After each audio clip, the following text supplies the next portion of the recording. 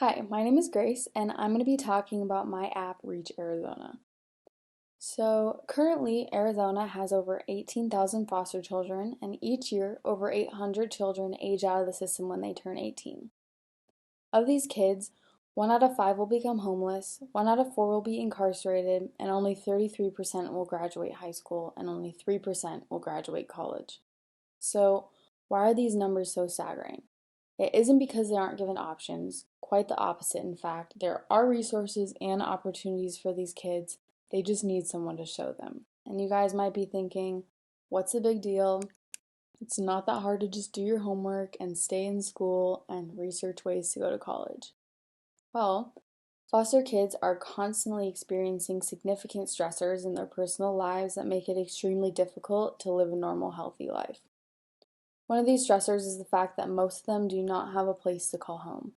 They're moved around from house to house and school to school, and their lives are constantly being uprooted, never having any sort of structure to depend on. And while foster care is not always a bad experience, in fact, it can be a better alternative for a lot of kids, there are many who go through unimaginable things leading up to their placement in foster care and through their years living in foster care. So the words on the screen are words real foster kids have used to describe their experience and how they felt leading up to and living as a foster youth. So imagine having little to no consistency in your life, a history of being abused, constantly switching schools, never having a place to call home, and then all of a sudden being 18 and having to learn how to live on your own. Well, that is the situation that Tyler Lewis is in.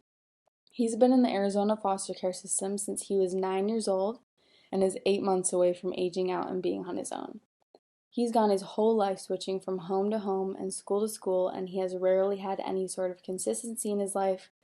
And as he's getting closer to aging out, he has no idea what his options are. So to help him out, Tyler was recently appointed an independent living coordinator to help him through this process. So this is Lauren Thomas. She is Tyler's independent living coordinator, and it's her job to teach him about adulthood and how to live on his own. She helps him with things like cultural and personal identity, education, employment, career planning, personal health, housing, personal finance, and a ton of other things. And when asked about what improvements she would make in her job, Lauren said that post-secondary education is such an important step in making sure these kids go on to live a healthy and stable life after aging out. So she thinks there should be an app that each child can go on to find all the information on post-secondary education that they might need. This way, they don't have to go looking for it, it will all be right there for them. So, as you might be able to guess already, the problem here is that foster youth in America and Arizona have more options than they know when it comes to finances, housing, and employment. So these kids want to go to college, but most of them don't think it's an option. So if they had a source of information starting when they were in high school that could provide them with information they need that was efficient and push them to succeed, there would be many more kids pursuing further education. This brings me to Reach Arizona. So, when Tyler first goes onto the site, all he has to do is go on and click the sign up for free button. Then all he has to do is add his email and password. And he's going to click enter, and he'll be prompted with a few questions. And these questions are so that we can customize the site to his needs. So then he'll be brought to the dashboard, and this is where he can view everything he'll be doing, and he'll be able to access the calendar, messages, see his achievements as he goes. So he's going to click the education tab, and this is where he can view his current education status, certification training programs. In case he's not ready for college yet, he can do one of those. If he is ready for college, he can do the academic track. So this is where he's going to research community versus four-year college. There is a video on here that can show him the differences between the two, so he can watch that, or he can scroll down and he can read about it. And he can click on more information to get more information on both of them. So once he's done his thorough research, he is going to choose an educational track, either community college or four-year college. So he chooses community, and once he chooses, he can go back to the dashboard, And this is where he's going to go to the school and major tab. So here he will complete the 5 steps of choosing a school and a major. The first step is to research community colleges. So here they give him the top 5 that he will be eligible for. So he can click on those and look through them, or he can look through the full list of colleges. But he's going to do all of his research on these colleges, and then he'll be ready for the next step, which is choosing his college. So he is going to type in which college he's chosen, and after all of this, it's kind of a lot of research that he's done, so he might not want to keep going right now, and he can save and come back later if he wants to.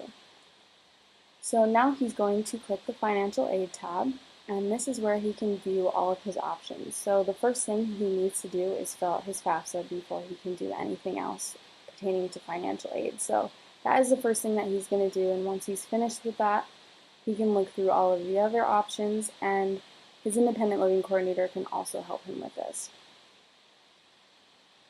So now after looking through all this, he is going to go back to the dashboard, and the employment tab is for when he has chosen a college, applied to any sort of financial aid and possible, all the financial aid possible, and he needs to find a job to have while he's in classes. So here are a few mock-ups of the mobile version of the app, and you can see that this is the dashboard, menu, and education screen. The reason why this application is available on both desktop and mobile is because we want to make sure these kids can access it, and most foster kids in Arizona have access to either a computer or a phone. So, how is Reach Arizona going to be advertised? First, there's going to be a brochure that each independent living coordinator is going to receive that they will be able to give to each of their kids. So this way, they'll be able to sit down with them and explain how beneficial this app would be to their academic future. Then we have social media marketing. Almost every single middle school and high school age student has some sort of social media, and Instagram seems to be the most prevalent. So I've created an Instagram ad that will promote the app, and the kids will be able to click on the ad, and they'll be redirected to the App Store so they can download it right away. And finally, we have light rail and bus ads. So there are so many students in Arizona who take the light rail to and from school, so having an ad where they wait will be the perfect exposure so we can reach as many kids as possible. So, what is going to drive the foster youth to seek out this resource and use it? These kids want a better life, they want a sense of security, they don't want to become just another negative foster care statistic, and a college education will help them get there, and they know that. So they're going to take advantage of any resource they can.